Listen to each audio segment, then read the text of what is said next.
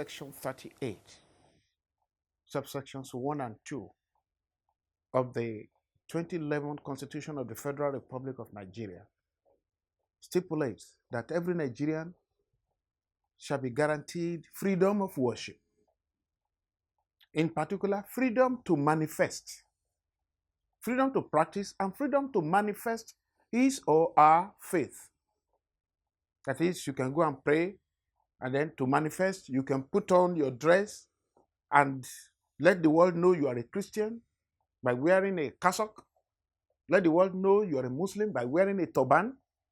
Let the world know you are a Muslim by putting on hijab. That is part of manifestation. The Constitution guarantees it. And I will point out a point of correction there. It's a pointable point. The school of law is not a private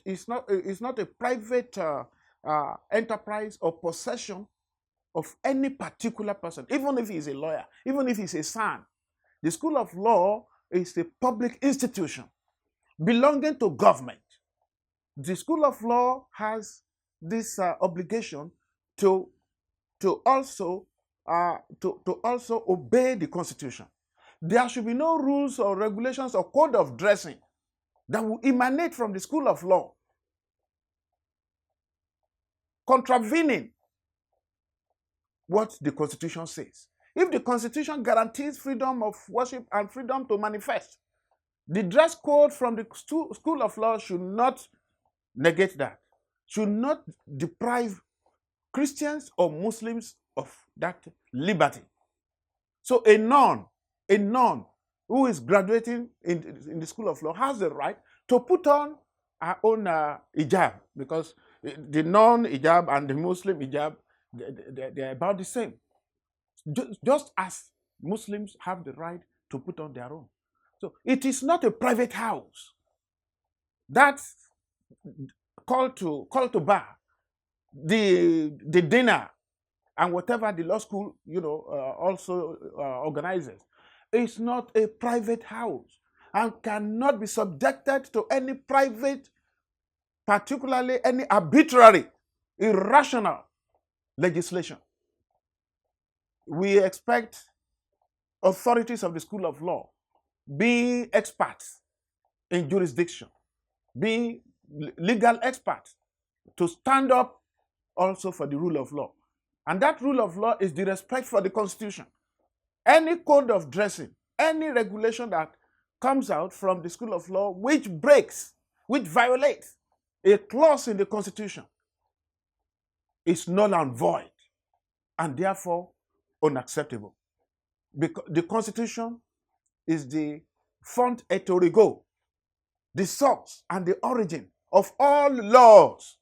Any law, any rule, any regulation that anybody issues in a school, in an hospital, in a public office, which runs contrary to what the Constitution says, shall be null and void.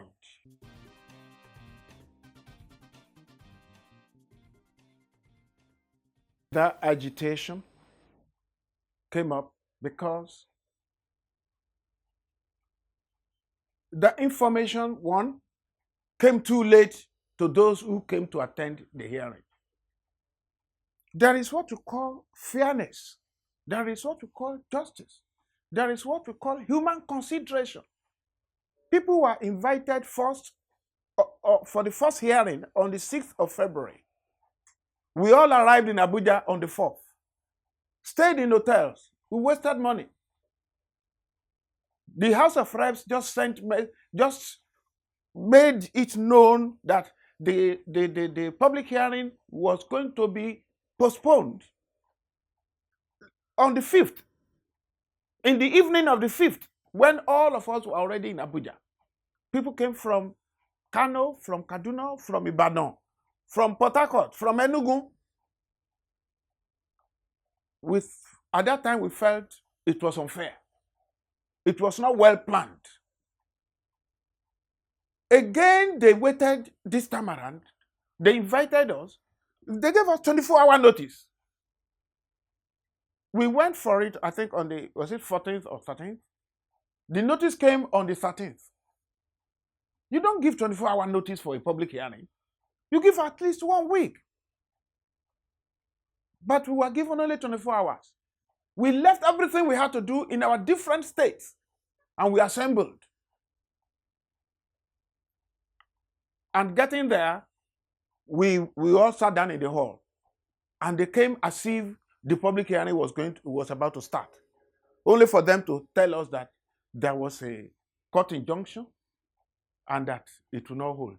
Of course, we know that there was something else the House of Reps, the committee could have done. The committee could have ignored that injunction because this is a properly constituted committee recognized by the law of the Federal Republic of Nigeria. Any deliberation in the House, in Parliament, Nigerian Parliament, should not be subject to any court injunction. No court should challenge their deliberations. The court can challenge it after they have deliberated, but not to stop them from deliberating. And that attempt to stop the public hearing was escapist. It showed that there was a lot of conspiracy, a lot of plans going, a lot of things going on behind the scene. People who are afraid that, look, if people should come for this public hearing and they express their mind, no, everybody will be convinced that Amasa was unfairly treated. Everybody will be convinced that Amasa should have been called to bar. Everybody will be convinced that there was nothing wrong with Amasa wearing an hijab to call to bar. In Kenya, call to bar, Muslim women use their hijab, and we see it on the internet. And even the Chief Justice of Kenya took pictures with the Muslim women who wore hijab. They were called to bar. In any case, what is wrong with this, the use of hijab, and why must our dressing code be dictated by British taste? We see neo-imperialism there. We see this colonial mentality. We think the law school, for instance, should be thinking out of the box. The law school should be initiating something that will be originally African, originally Nigerian. Why? What is wrong with African countries? That's what actually provoked me. So, what is wrong with Africa? What is wrong with the black race? Why are we submitting ourselves and compromising? Submitting our culture, they should liberalize it. If you like, put on suit. If you like, if I dress corporate, if I put on my buba, shokoto, and agbada, and a befitting cap, I am corporate. I can put wig on top, if I so desire. If I put on my jalabia and my turban, I am corporate. We do not. The suit. It's not a Nigerian dress. It's not an African dress. Why can't Africans think for once? Why can't we? We say we are independent. We are not. This is neocolonialism in practice. And it's such a shame for the African continent, for the Nigerian nation, that 58 years after independence, since 1960, 58 years later, we are still dancing to the culture. We are still following the culture of those who enslaved us.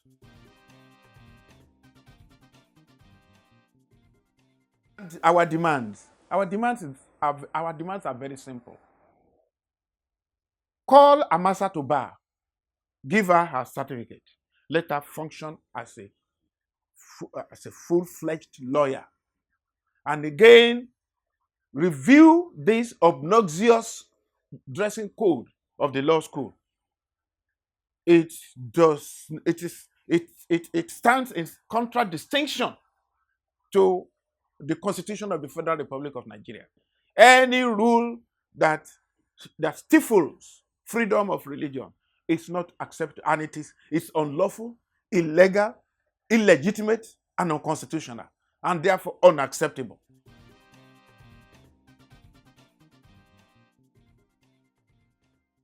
Yes, it is commendable. Commendable in the sense that the girls were returned within, shall I say, within 5 weeks. They were kidnapped on 19th February, and now they were released on the 21st of March, within the space of 1 month and 2 days. It's commendable because I remember that former president, ex-president Jonathan, dilly-dallied for 3 good weeks, 18 days, without taking action. He said it was a ploy. He said it was there was nothing he didn't call it. Even his wife went on air saying there is God, oh, that nothing happened, that nobody was kidnapped. So it was being dramatized. They both became comedians. Instead of going after the hoodlums, they allowed them to dig in. They allowed them to get away with those girls. And today, we are still looking for so many of the Chibok girls. So we commend the federal government because the same day that the girls were kidnapped, government swung into action. The commander-in-chief, President Buhari, gave instructions to his field general, told them, get these girls alive for me. And he assured the nation that we should not panic. We will get these girls back. We must commend the effort of the federal government for its composure, for its resilience, because the girls were negotiated for, definitely. Whether ransom was paid or not, it's neither here nor there. The pains of the parents have been reduced. In fact, so these parents, they would sleep yesterday. They slept yesterday in a different way. They relaxed. They were happy. They were able to see their children.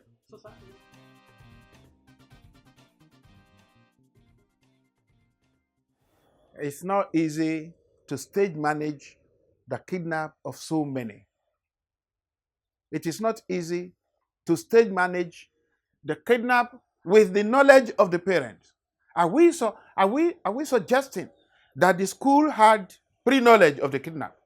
Are we suggesting that the parents connived with the federal government that their daughters should be kidnapped? It's laughable. That, you see, that suggestion is ridiculous. It's unrealistic. Are we suggesting that Boko Haram is a mirage? Haven't we seen the bombings? Haven't we seen how dastardly their criminal acts could be? So if we believe that that Boko Haram actually exists, then why are we doubting that the kidnap actually took place? Or are we all becoming? Are we all echoing the words of President Jonathan's wife? There is God, oh. Nobody kidnapped anybody, oh. It is a trick, oh. Now only you waka come. We should avoid sentimentalities, primordial sentiments. Let's base whatever fears we have. Let's base them on facts. Let's not politicize.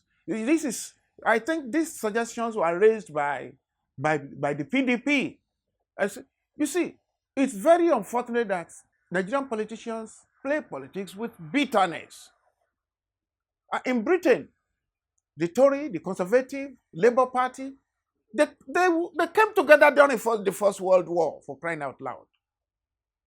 In the Second World War, the whole country was one. It was no longer politics. When Osama bin Laden attacked the United States in 2001 on September 11, the Republicans and the Democrats all condemned. Nobody said CIA stage managed it.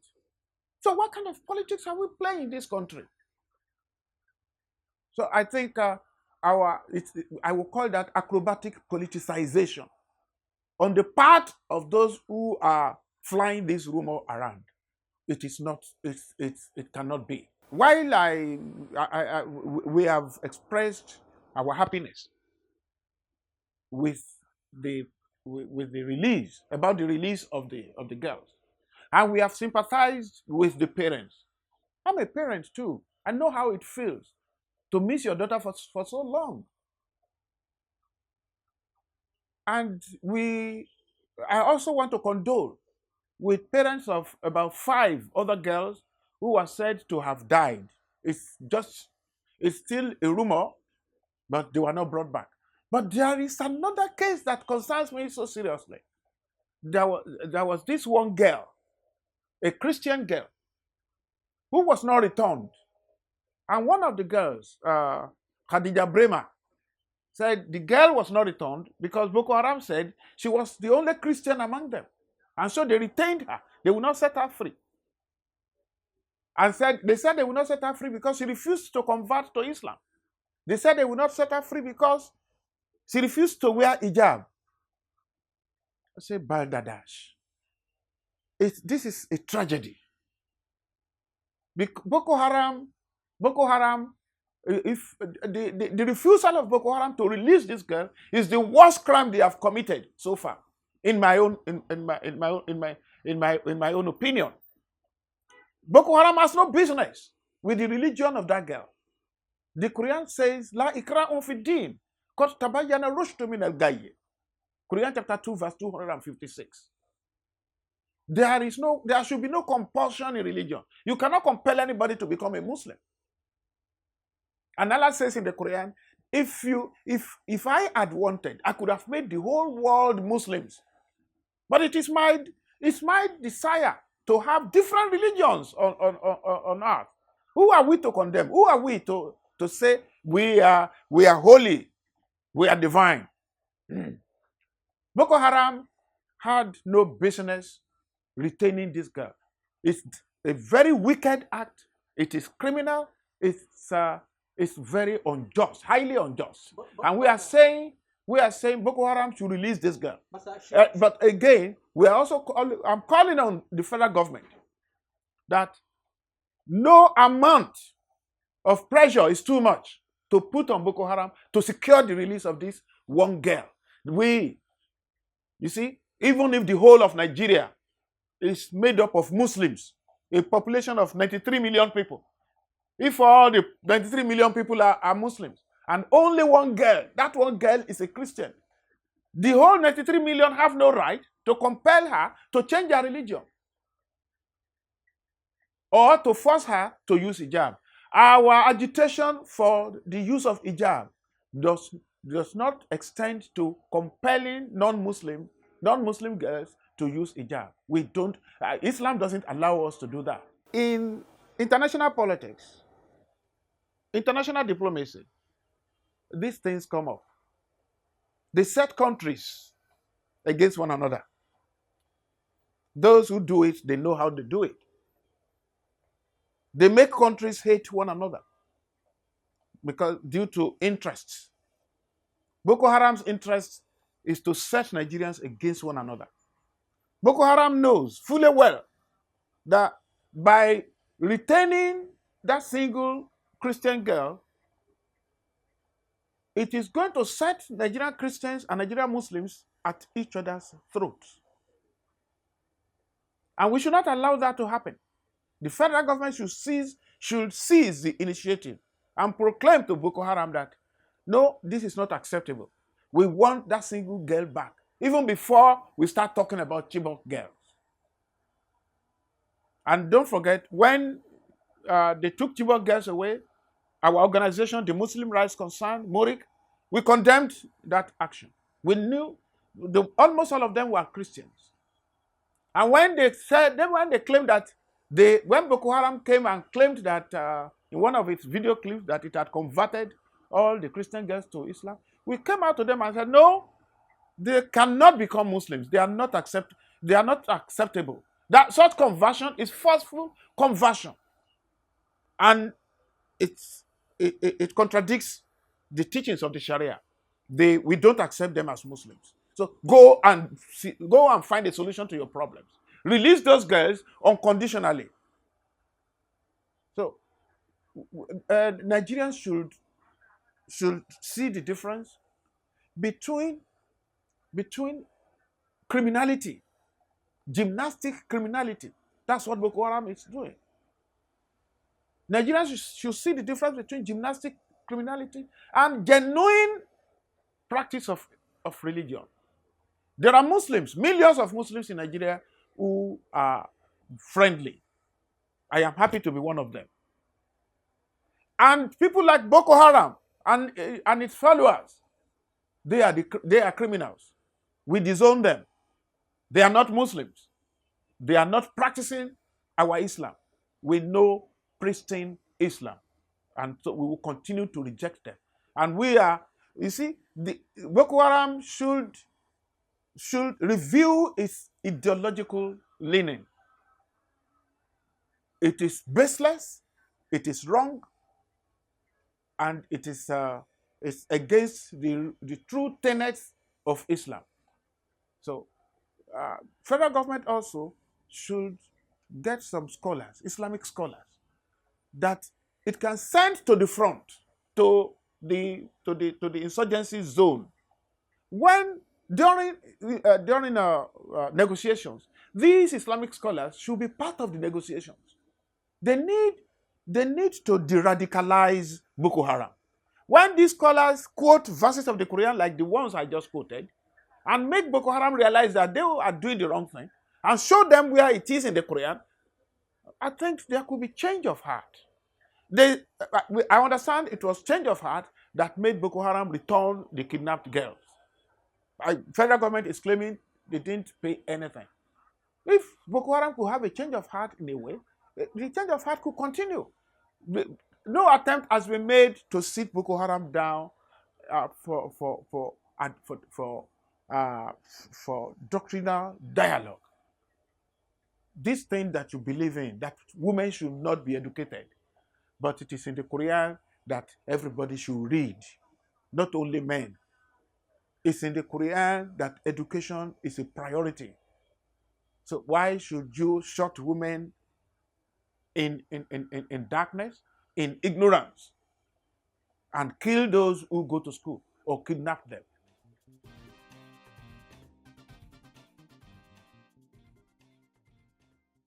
The issues surrounding the case of WAEC and exams during Jumat are very, very fundamental. They are deeper than we are looking at.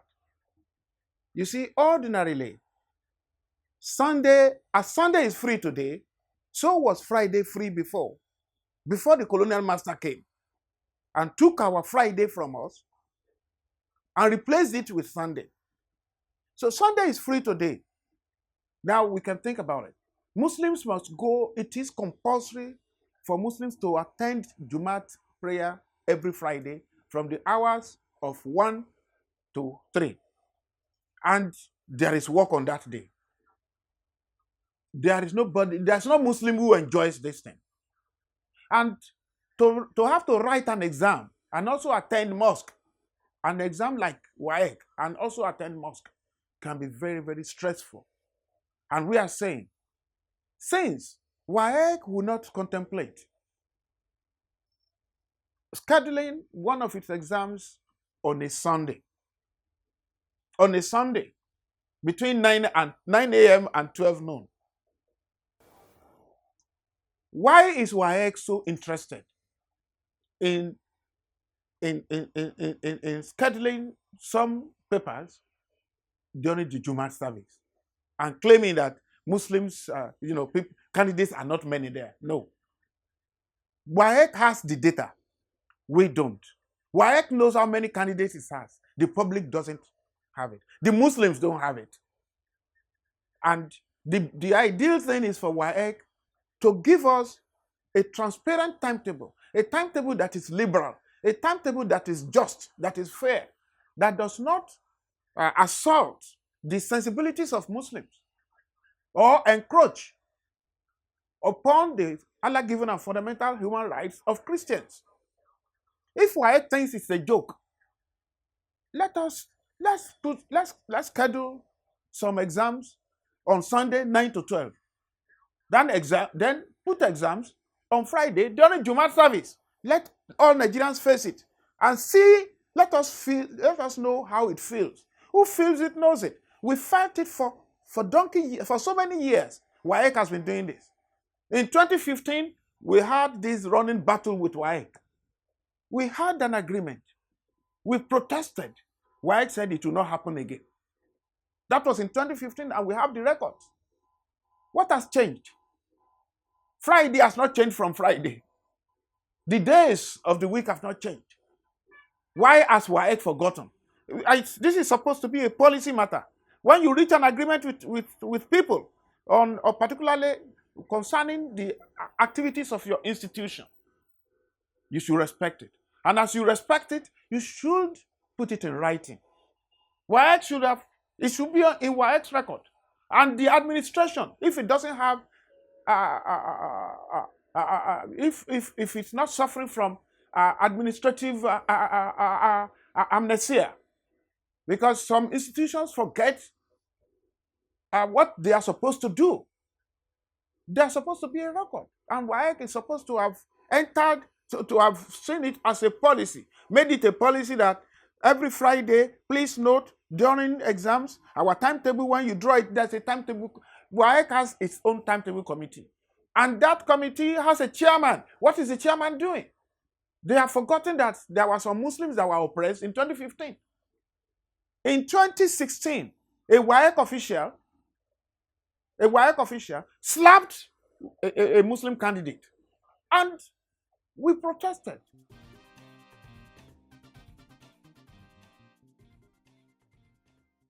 Why haven't we gone to court?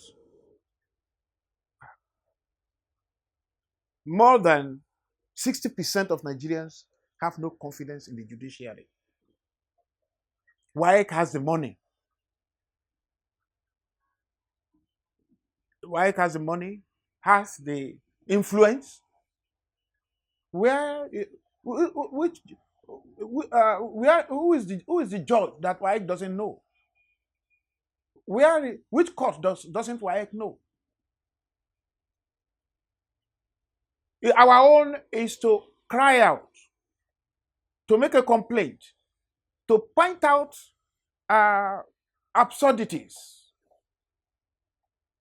If public institutions that we complain to, if they ignore our complaints, we leave it to the matter in the court of public opinion. Let me also tell you, I am a poor teacher, and I don't have the money to waste. My salary is very, very poor. I don't earn 13.5 million. I am not in the House of Representatives. I am not in Senate. So, and as a poor teacher, I am overworked, overtaxed. I pay 80,000 naira tax every month. That's one of the absurdities and abnormalities of the system. We are overtaxed and overworked. So where do I get the money to go to court?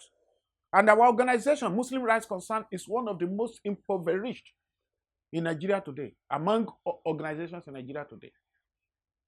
And of course, you know the slow system in the judiciary.